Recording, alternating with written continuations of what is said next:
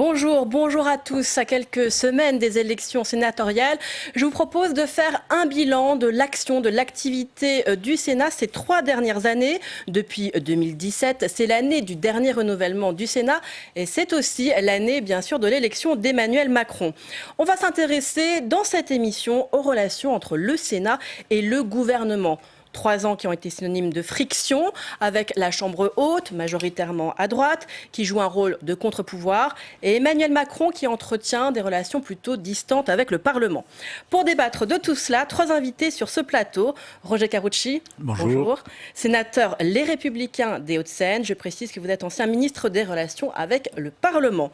Également sur ce plateau, Bruno Questel. Bonjour. Vous êtes député La République En Marche de l'Eure et membre de la commission des lois de l'Assemblée.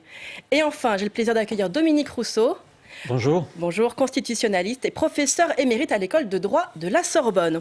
On va donc d'abord s'intéresser au rôle du Sénat en ce moment très particulier de la sortie de crise du Covid. Et pour cela, on va rejoindre Quentin Calmet, salle des conférences. Bonjour Quentin, vous allez nous aider à remonter le temps tout au long de cette émission. Alors quel rôle a joué le Sénat pendant cette période ? Le Sénat, Tam, s'est revendiqué comme le gardien des libertés publiques pendant cet état d'urgence. Et d'ailleurs, sénateurs et députés ne se sont pas entendus début juillet sur le projet de loi de fin de l'état d'urgence. Les sénateurs auraient préféré que l'on reste dans un état d'urgence complètement ou que l'on en sorte entièrement. Écoutez Philippe Bas, le président LR de la commission des lois au Sénat. Ce texte de sortie de l'état d'urgence sanitaire est un texte qui comportait des dispositions de reconduction pure et simple des principaux pouvoirs conférés par le législateur au gouvernement pour lutter contre l'épidémie dans le cadre de l'état d'urgence sanitaire.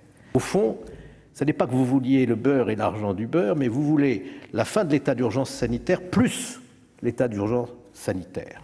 Ça ressemble un peu à ça.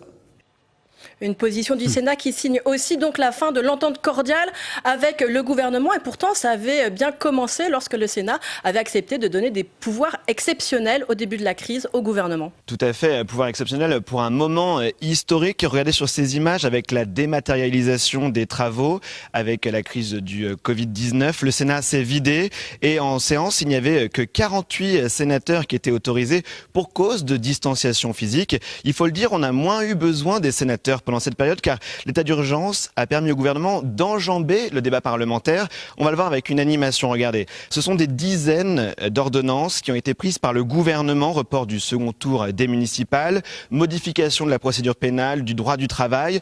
En temps normal, ces mesures auraient dû être encadrées par des lois votées par députés et sénateurs. Mais avec la crise, ce n'est plus au Parlement que s'est écrit la loi.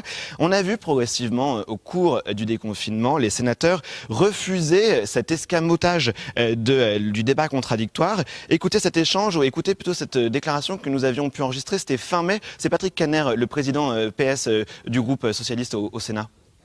Dans la loi du 23 mars, promulguée le 23 mars, créant l'état d'urgence sanitaire, le Parlement a pris sa responsabilité. On savait qu'il fallait aller vite, qu'il fallait aller fort, qu'il fallait encadrer le confinement. Et les Français attendent cette décision du Parlement permettant au gouvernement d'agir à leur profit. Mais au fil des semaines, on s'aperçoit que de mauvaises habitudes sont prises et que finalement, au travers des ordonnances, on va faire passer tout et n'importe quoi qui n'ont pas d'ailleurs toujours à faire et en lien avec l'état d'urgence sanitaire et avec la pandémie de la Covid-19. Et donc on a vu les sénateurs batailler pour maintenir leurs prérogatives et revenir le plus vite possible à un fonctionnement normal de notre état de droit. Merci beaucoup Quentin et on vous retrouve tout à l'heure pour une autre chronique. Roger Karoutchi, Quentin l'a rappelé, le Parlement a d'abord accepté de doter le gouvernement de très larges pouvoirs. C'était des circonstances exceptionnelles et maintenant il faut que ça se termine ?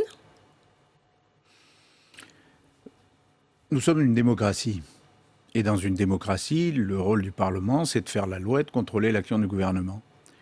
Quand il y a une crise extrêmement grave, des milliers, des dizaines de milliers de personnes hospitalisées, des morts. On peut demander au Parlement de faire en sorte qu'on puisse aller plus vite, de gouverner par ordonnance. Et puis, lorsque la crise se calme, il faut retrouver l'équilibre des pouvoirs. Et donc, c'est tout à fait normal que le Sénat ou l'Assemblée nationale demandent à ce que, naturellement, la loi soit faite au Parlement et pas par ordonnance. Bruno Questel, vous comprenez les inquiétudes de la majorité sénatoriale. Certains estiment ici que le Sénat, le Parlement, a été réduit à un rôle de spectateur sur cette période. Déjà, pour la bonne clarté du débat, sauf à ce que j'ai eu un long sommeil de plusieurs semaines, nous sommes revenus dans le cadre de l'état de droit classique, entre guillemets. Les prérogatives du Parlement sont respectées, l'état d'urgence est terminé. Je vous vois dodeliner, mais... Il y a débat. Il y a beaucoup d'ordonnances quand même. Ah non, mais les ordonnances, je vous rappelle que... C'est constitutionnel. La constitution écrite par le général de Gaulle et Michel Debré, oui, mais c'est pas permet à l'exécutif de gouverner par ordonnance, et selon habilitation au moyen d'un projet de loi et ratification au moyen d'un second projet de loi. Donc 2 étapes de débat parlementaire. Après, j'ai écouté M. Caner. M. Caner, bon, c'est méritoire. Il est président du groupe socialiste, qui aujourd'hui est plus que... Je veux dire, c'est une force quand même démocratique dans notre pays et qu'il ne faut pas négliger. Et je veux dire par là qu'il faut faire attention à ce que l'on... les inquiétudes de nombreux sénateurs. Oui, non, mais il ne m'a pas échappé comme député de la majorité que je me trouvais ici dans la Chambre haute. C'est un élu local depuis 27 ans qui vous le dit, qui mesure combien le Sénat est, depuis 2017, le réceptacle des oppositions politiciennes à la majorité parlementaire, au président de la République. On va donner la parole aussi à Dominique Rousseau. Vous, qu'est-ce que vous avez pensé de cette période où les ordonnances ont finalement été la règle? Est-ce que ça a vraiment affaibli le Parlement? Ça affaiblit le Parlement, puisque le principe même des ordonnances, c'est le Parlement qui accepte de se débarrasser en quelque sorte de ses compétences au profit du gouvernement. Mais je pense que le Sénat a joué pendant toute cette période un rôle plutôt positif. Et c'est un rôle, vous dites 3 ans de fiction, mais depuis 1958, le Sénat a toujours été, disons, en conflit amical ou conflit violent avec le gouvernement, quelle que soit la majorité. Donc ce n'est pas une nouveauté. Ce n'est pas une nouveauté sous Emmanuel Macron. Ce n'est pas une nouveauté sous Emmanuel Macron. Le Sénat, de par sa composition, a toujours joué un rôle d'équilibre, ce que vous soulignez, avec l'Assemblée nationale. Et il est vrai que lorsqu'on regarde le texte de la loi qui va nous faire sortir en principe de l'état d'urgence le 10 juillet, il n'y a pas la coquille. Mais l'escargot, il est là. Je veux dire que toutes les mesures qu'on pouvait prendre en état d'urgence sont maintenues. En revanche, essayez de faire marcher un escargot sans coquille. C'est une limace. Voilà. Et elle marche. Oui, Dominique Rousseau nous dit que ça ne s'appelle pas l'état d'urgence, mais ça a toutes les caractéristiques de l'état d'urgence, cette période qui va jusqu'à novembre. Encore 10 minutes et on va m'expliquer que nous sommes dans un état dictatorial. Donc tout ça n'est pas sérieux. La pandémie, elle est mondiale. La pandémie, elle est mondiale. La moitié de la population de la planète a été confinée pendant des mois. Les pouvoirs publics ont pris des dispositions destinées à protéger les Françaises et les Français et non pas à aller maintenir par force au sein de leur domicile avec leur famille pour les contraindre, pour le seul plaisir de les contraindre. Nous ne sommes pas à l'abri de multiples facteurs de difficultés, qu'il s'agisse de l'été en cours et à venir, et de la rentrée de septembre. Je parle au niveau sanitaire. Maintenant, il faut un peu être sérieux, je crois. Il y a tous les moyens de contrôle, y compris des dispositions prises dans le cadre de l'habilitation par ordonnance, pour justement vérifier que les libertés publiques, les droits de l'homme et compagnie soient respectés. Le Conseil constitutionnel a tout son rôle à jouer là-dedans aussi. Donc je crois qu'il faut aussi un peu desserrer les taux quant à la mystification qui pourrait être faite par des oppositions complètement désintéressées, des dispositions, y compris institutionnelles, qui pourraient être prises. Les libertés publiques sont respectées. Bon, il faut être sérieux. Il y a le cadre, dit Bruno Questel. Le gouvernement est sûrement très compétent. Enfin, s'il imagine être seul compétent, ça devient difficile. C'est pas le sujet. Non, mais si. Sauf preuve du contraire, on a ouvert les activités, on a ouvert l'ensemble de la vie économique dans ce pays. Par conséquent, laissons le Parlement faire son travail. Il a un travail à faire et il doit le faire. Je précise d'ailleurs que le Sénat, effectivement... par exemple, lorsque moi j'ai conduit la réforme constitutionnelle de 2008, pourtant Sarkozy était au pouvoir, on avait la majorité à l'Assemblée et la majorité au Sénat. J'ai eu plus de mal au Sénat. Oui, mais moi je ne l'ai pas fait passer. Au Congrès, je l'ai fait passer d'une voix. Oui, mais moi, elle est passée. Tandis que la vôtre, je ne suis pas sûr qu'elle passe. On n'a pas pu aller à terme. Je ne suis pas responsable du fait que vous soyez pas capable de l'amener au terme. Mais vous nous dites que ça a toujours été compliqué avec le Sénat. C'est toujours compliqué parce que le Sénat est le défenseur des libertés, le défenseur des collectivités territoriales et... il est plus ferré au niveau juridique que l'Assemblée nationale. C'est pas un reproche, j'ai été chef de cabinet de Philippe Séguin, je connais parfaitement les mérites de l'Assemblée, mais c'est vrai qu'au Sénat... C'est pas l'expression d'un reproche, c'est l'expression d'un mépris. Oh, pas du tout. Pourquoi d'un mépris? Vous savez, moi je suis en train de visiter les maires de ma circonscription. J'en ai 87. J'en ai une vingtaine de nouveaux. Il y en a 1 sur 2 qui me demande à quoi sert le Sénat. Donc il va falloir aussi que vous remettiez question. Je me demande à quoi sert l'Assemblée. Il va falloir aussi que vous remettiez en question à un moment ou un autre, monsieur Karoutchi. Alors certains citoyens ont en tout cas trouvé une réponse à la question à quoi sert le Sénat, avec notamment l'affaire Benalla. Ça a été l'une... Dites ça aux Gilets jaunes qui voulaient supprimer le Sénat, c'était leur première revendication. L'un des grands événements médiatiques, messieurs, de cette mandature. Vous voulez supprimer Macron, à vrai dire. Mais... L'affaire Benalla, synonyme de pic de tension entre le gouvernement et le Sénat. Et on va à nouveau rejoindre Quentin Calbec qui va nous raconter tout ça. Il est dans cette salle des conférences, cette salle où le Sénat, le gouvernement se sont parfois invectivés par médias interposés. Racontez-nous, Quentin. Oui, la commission d'enquête sur l'affaire Benalla, ça reste gravé dans les mémoires des personnels du Sénat. Regardez ces images de l'époque, l'audition d'Alexandre Benalla le 19 septembre 2018. Rarement, durant cette mandature, autant de journalistes sont venus au Palais du Luxembourg avec des photographes, des caméras en direct pour la première apparition publique de l'ancien chargé de mission à l'Élysée. Ils veulent tous voir qui est au cœur de ce scandale depuis début du mois de juillet. La tension, elle est montée progressivement entre la Chambre haute et la présidence de la République. Mais il y a peut-être une phrase qui a beaucoup étonné ici au Sénat. Elle a été prononcée le 24 juillet 2018. Écoutez-la et ensuite les réactions des membres de la commission d'enquête. On ne peut pas être chef par beau temps et vouloir s'y soustraire lorsque le temps est difficile. S'ils veulent un responsable, il est devant vous. Qu'ils viennent le chercher. Et ce responsable, il répond au peuple français et au peuple souverain. Il y a quelque chose dans cette intervention qui était plus choquante, qui était de dire finalement les sénateurs, s'ils veulent quelque chose, qu'ils viennent me chercher. Tout en sachant que nous sommes strictement respectueux de la Constitution et qu'on ne pouvait pas le convoquer. Donc il y avait quand même une attitude de gamin provocateur, pris la main dans le sac et qui continue à la ramener. Mais c'est invraisemblable. Cette scène est totalement invraisemblable. On a un Macron qui fait le kéké. On le vit mal dans le sens où c'est une forme de bras d'honneur. Voilà, les sénateurs ont pris Emmanuel Macron au mot. Alors, ils ne peuvent pas le convoquer, François Grosdidier l'a rappelé, mais ils vont auditionner ses plus proches collaborateurs. Et c'est très rare sous la Ve République. Alexis Collère, Patrick Stroda, respectivement secrétaire général de l'Élysée et directeur de cabinet du président de la République. Ils sont même finalement mis en cause par le rapport des sénateurs. Le Sénat leur reproche d'avoir retenu une part significative de la vérité et il transmet au parquet les soupçons de faux témoignages. Une décision qui va raviver la tension entre les sénateurs et l'exécutif. Benjamin Griveaux, alors porte-parole du gouvernement, dénonce un coup politique. C'était à votre micro, Tam, en mars 2019, au moment de la prise de la décision de transmission au parquet des soupçons de faux témoignages.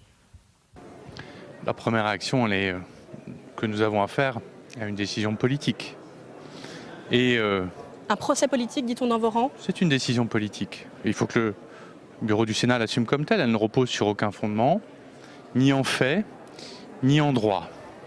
Au fond, à l'issue de cette procédure, les masques tombent. On est dans une instrumentalisation à des fins politiques. Voilà, les sénateurs qui ont été en première ligne dans l'affaire Benalla, aussi car la commission d'enquête de l'Assemblée nationale a explosé en plein vol en quelques semaines en juillet 2018. Et c'est aussi un moment où les Français ont découvert les commissions d'enquête et cette fameuse mission de contrôle des parlementaires sur l'exécutif. Merci beaucoup, Quentin. On ne va pas refaire l'affaire Benalla, mais on va essayer d'en tirer un petit peu les enseignements. Dominique Rousseau, avec un peu de recul, comment est-ce que vous analysez cette affaire ? C'est à la fois un coup politique et puis l'illustration du pouvoir de contrôle du Parlement ? Écoutez, je ne comprends pas trop l'expression coup politique. Dans la Constitution, il y a 2 assemblées. L'Assemblée nationale et le Sénat. Ce n'est pas la peine de l'appeler la Chambre haute, c'est le Sénat qui représente les collectivités territoriales. Quelles sont les compétences de ces 2 assemblées ? Voter la loi et contrôler le gouvernement. Et pour contrôler le gouvernement, il y a un instrument qui est la commission d'enquête. Et par conséquent, quand le Sénat fait une commission d'enquête pour recueillir les faits sur une situation particulière, l'affaire Benalla, il est parfaitement dans son rôle. Il n'est pas dans son rôle politicien, politicard, coup politique. Il est dans son rôle d'une assemblée qui exerce son contrôle sur un fait qui, évidemment, a posé des problèmes au niveau du fonctionnement de la République. Donc, arrêtons de caricaturer, de polémiquer. Il y a des institutions. Le rôle du Sénat, comme du Parlement, comme de l'Assemblée nationale, c'est de contrôler, de faire des commissions d'enquête. Ou alors, il faut supprimer le Sénat, il faut supprimer les commissions d'enquête, il faut supprimer toute possibilité pour les sénateurs de s'informer du fonctionnement des institutions. Alors voilà. Que répondez-vous, Bruno Kettel? Est-ce que vous estimez que c'était la mise en œuvre du pouvoir de contrôle? Oui, je suis complètement d'accord. Après, il y a l'utilisation que l'on fait des prérogatives dont on dispose. Votre journaliste a fait état de transmission au parquet d'un certain nombre d'éléments. Il aurait pu rajouter que tout cela avait été classé sans suite. Je pense que c'est par simple omission qu'il ne l'a pas fait. Et moi, je peux vous dire que la chaîne LCP, qui appartient de l'Assemblée nationale, ne manquerait pas, dans un débat qui nous intéresse, comme celui qui nous intéresse aujourd'hui, de souligner que, le cas échéant, mais ce n'est pas le cas, que 117 députés sont mis en examen pour détournement de 8 millions d'euros de fonds publics, par exemple. Vous ne le faites pas. Qu'est-ce que vous... Je veux juste dire par là qu'il faut toujours balayer devant sa porte lorsqu'on veut donner des leçons de morale à la terre entière. Et il est connu dans les sérails politiques que 117 sénateurs et anciens sénateurs sont mis en examen pour détournement de fonds publics en France. Que cette affaire dort depuis des années dans les tiroirs de plusieurs magistrats et qu'elle ne sort pas. Et vous êtes venus, et le Sénat est venu nous donner des leçons de moralité. C'est un autre sujet. Non, le sujet, c'est celui de la moralité, de la probité et du respect des institutions. Alors là, la réponse de Roger Karoutchi. Monsieur le député, pardon, moi je ne suis pas dans le cas des 117, donc je le dis d'autant plus tranquillement, ne mélangeons pas tout.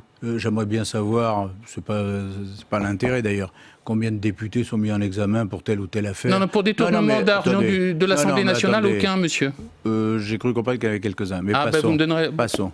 Vous avez des renseignements que je n'ai pas. C'est pas le sujet. 117 sénateurs mis en examen, vous balayez ça d'un revers de la main. Quel est le rapport si vous voulez faire un autre débat, allez faire un autre débat. On vous parle des commissions d'enquête. Et justement, les commissions d'enquête destinées au Sénat à souligner de manière probante soit le caractère illégal des décisions prises par les pouvoirs publics sous la majorité, La République En Marche, sous la présidence d'Emmanuel Macron, devraient, pour être d'autant plus crédibles, régler quelques affaires internes qui ont attrait à 8 millions d'euros de détournement de fonds publics. Ce n'est pas les commissions d'enquête qui font ça, c'est la justice. C'est la justice faire son travail. Mais là, c'est plus l'affaire Benalla, car c'était là l'escargot, ni la limace. Non, mais là, vous mélangez tout. On a l'impression que vous voulez... Je comprends que ce soit désagréable. Oh, bon, non, c'est pas désagréable. C'est que comme c'est pas du tout le sujet, ou alors on change le débat, on change l'émission, on change tout. Mais, moi, je veux bien, mais ça me dérange pas, personnellement. En tout cas, d'évidence, cette affaire a peut-être durablement compliqué les relations. Avec l'exécutif. Aucun exécutif n'aime qu'il y ait de commission d'enquête sur son activité, quelle que soit la couleur politique d'un exécutif. Ça, c'est assez logique et normal. Moi, j'appartenais pas à la commission Benalla, mais j'appartiens par exemple à la commission d'enquête sur le coronavirus. Bon, franchement, d'abord, dans les commissions d'enquête, comme sur celle de Benalla, il y a tous les groupes politiques, y compris En Marche, tout le monde peut s'exprimer, personne ne cherche uniquement à dire ouais, coupable et tout. On cherche par exemple pour le coronavirus à savoir ce qui a dysfonctionné pour améliorer les choses. C'est ça le rôle d'une commission d'enquête, c'est de savoir ce qui n'a pas fonctionné, pourquoi il y a eu dysfonctionnement et de faire des propositions de meilleur fonctionnement pour la République. Ouais. À partir de là... Vous pouvez rappeler les propositions de la commission d'enquête Benalla ? Attendez, monsieur le député, je veux bien vous dire que on n'est pas à l'Assemblée nationale, on n'est pas sur LCP, j'ai compris, mais si vous voulez parler d'autre chose que de commission d'enquête, franchement, changez le débat. Mais moi, je vous dis que le Sénat fasse son travail de contrôle, il a fait. Sous les mandatures précédentes, l'Assemblée nationale a fait des commissions d'enquête qui ne plaisaient pas forcément ni sous Sarkozy, ni d'ailleurs forcément sous Hollande, et les commissions d'enquête ont parfois été assez dures. Mais c'est le jeu de la démocratie. Si on refuse ça, il n'y a plus de démocratie. C'est pas la question, c'est pas ce que je dis. Moi, je veux juste dire que depuis 2017, on assiste de la part du Sénat à une forme d'instrumentalisation du débat public vis-à-vis des collectivités territoriales. Monsieur Karoutchi, je suis élu depuis 1995, donc au même titre que vous. Je suis pas tombé de l'arbre en 2017. Non, mais d'accord, moi non plus. Donc, je veux juste dire là... qu'on a assisté au dévoiement des prérogatives sénatoriales pour faire du Sénat un instrument d'opposition politicienne à la majorité. C'est votre droit et votre responsabilité, et en septembre, on verra ce qu'il advient. Maintenant, ne vous engagez pas là-dessus, on va gagner. Mais vous non plus. Je veux dire, je travaillais ici quand le Sénat a connu une alternance. Je me rappelle de votre tête et de celle d'un certain nombre d'autres de vos collègues qui n'avaient pas vu l'avion arriver. Donc, ne soyez pas trop présomptueux non plus. Mais comment, excusez-moi, si on reste sur les commissions d'enquête, moi je ne suis pas, je suis ni député ni sénateur, je suis qu'un pauvre professeur de droit, j'espère pas. Pourquoi, attendez, c'est pas non plus... Alors, je préfère ma fonction. Comment vous expliquez, je comprends que vous puissiez être agacé par la commission d'enquête sénatoriale en disant qu'elle a fait un rôle politicien ou qu'elle a instrumentalisé. Comment se fait-il, comment vous expliquez alors que la même commission d'enquête à l'Assemblée nationale est dysfonctionnée? Comment vous expliquez ça? Est-ce que ce n'est pas le dysfonctionnement de la commission d'enquête de l'Assemblée nationale parce qu'elle était entre les mains de la majorité parlementaire qui a entraîné... supprimer la majorité selon vous là. Non, qui a entraîné la mise en valeur, en quelque sorte, de la commission d'enquête. Mais je l'ai évoqué tout à l'heure. Les informations transmises au parquet par la commission d'enquête du Sénat ont donné lieu qu'à des classements sans suite.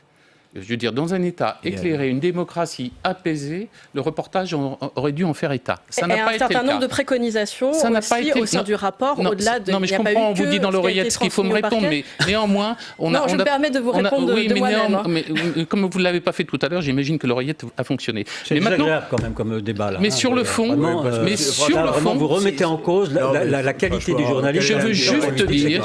C'est pas loyal, c'est pas... Ne parlez pas en même temps. Ne parlez pas en même temps. Parce que vous venez pour être odieux à l'égard de tout, sans même rentrer dans le débat. Dites-nous votre conception des commissions d'enquête, sans forcément agresser les uns les autres. Ça n'a pas de sens. Je vois que lorsqu'on vous contrarie, on vous agresse. On essaie de faire un débat contradictoire. Mon expérience est telle que vous avez tout à fait le droit d'avoir votre point de vue, mais dans le respect de la contradiction au sein et dans le cadre des sujets que nous souhaitons aborder au sein de ce débat. Une commission d'enquête, et je crois d'ailleurs me souvenir que le règlement de l'Assemblée nationale a été modifié en ce sens pour permettre aux oppositions d'avoir des formes de droit de tirage sur les droits à commission d'enquête à l'Assemblée nationale. Pardon de vous dire, c'est la réforme constitutionnelle de 2008. Non. La réforme du règlement de l'Assemblée nationale. La réforme du règlement a suivi la réforme constitutionnelle. Mais vous remarquerez, comme moi, qu'il a fallu entre 2008 et 2019, 11 ans pour que ce soit mis en application au sein du règlement de l'Assemblée nationale. Oui, on l'a fait avec Richard Ferrand, j'étais responsable du texte. Donc maintenant, les groupes de l'opposition à l'Assemblée nationale, et vous savez que les groupes à l'Assemblée nationale fleurissent comme les fleurs au printemps, donc ça donne des droits aux oppositions pour créer des commissions d'enquête. Donc il n'y a aucun problème sur la crainte éventuelle de voir des commissions d'enquête se créer. Maintenant, le président de l'Assemblée nationale a quand même diligenté une mission pour couper court justement au droit de tirage de l'opposition pour créer une commission d'enquête sur la question de la pandémie. Du tout. Vous êtes bien d'accord là-dessus quand même?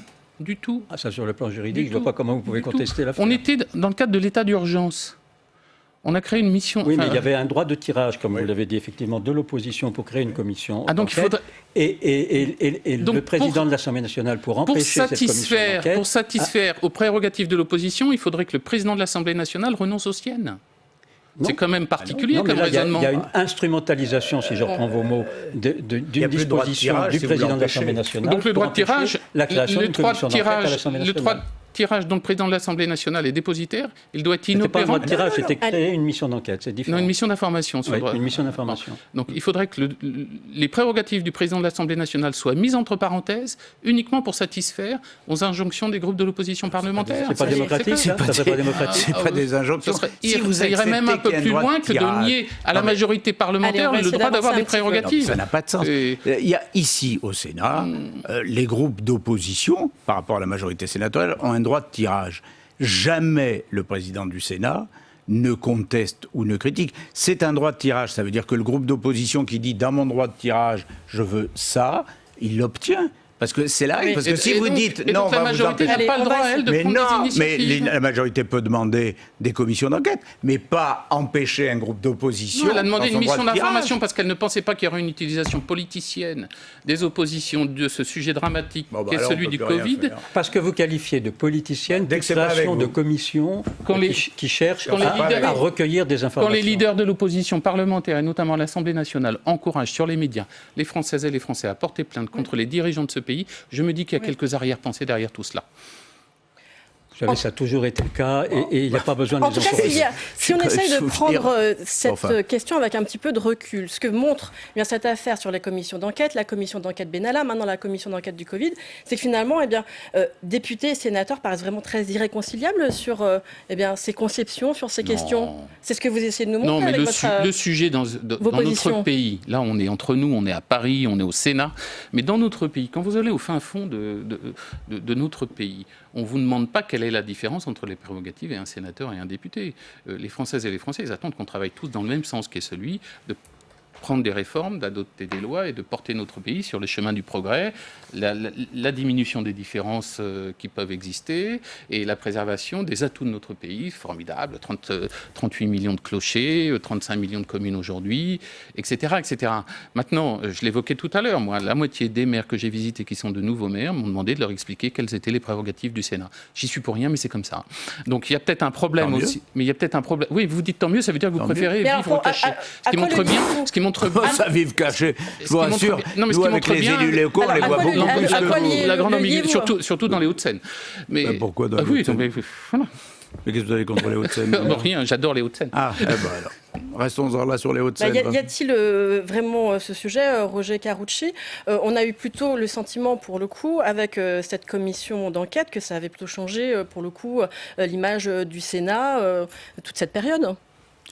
Moi, je pense que l'image du Sénat, elle a été modifiée à partir du moment où le président Larcher a souhaité qu'effectivement on s'exprime davantage, on communique davantage, on fasse en sorte que la maison soit plus ouverte et qu'on reçoive beaucoup plus d'élus locaux, de visiteurs, etc., avec qui on travaille. Et ça, c'est important. Les commissions d'enquête, on verra par exemple celle qui est en cours sur le coronavirus. Mais moi, je pense que le sérieux du travail du Sénat ne peut pas être mis en cause. On va voir quelles sont les conclusions de cette commission d'enquête. On va révéler des dysfonctionnements, mais pas pour faire de la politique politicienne, simplement pour qu'on soit peut-être mieux préparé s'il y avait une deuxième vague. Et c'est l'intérêt de tous les Français. Donc, on fait notre travail de contrôle, notre travail de contrôle du gouvernement. Moi, j'ai été ministre. Je sais que c'est parfois un peu pénible de se dire le Parlement contrôle, interroge, interpelle. Mais c'est la règle démocratique, sinon il n'y a plus de règle démocratique. Le mot de la fin, Dominique Rousseau, le Sénat a sa carte à jouer ? Non, je ne voudrais pas le mot de la fin. Je pense que le Sénat, la fonction du Sénat me paraît essentielle. Et le problème, là où vous avez en partie raison, c'est qu'il est mal connu. Il est mal connu. Pourquoi ? Parce qu'il y a une question de représentativité.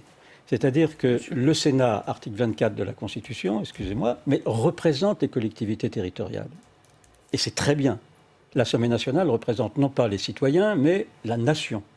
Le Sénat représente les territoires, les collectivités territoriales.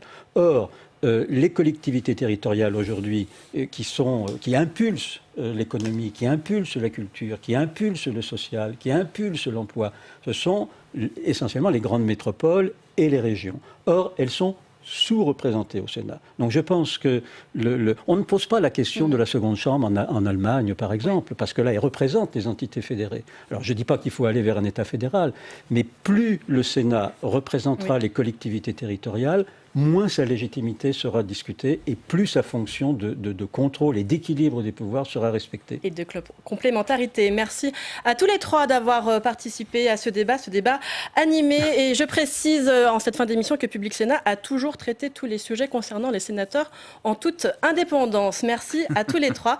Très bonne journée sur Public Sénat.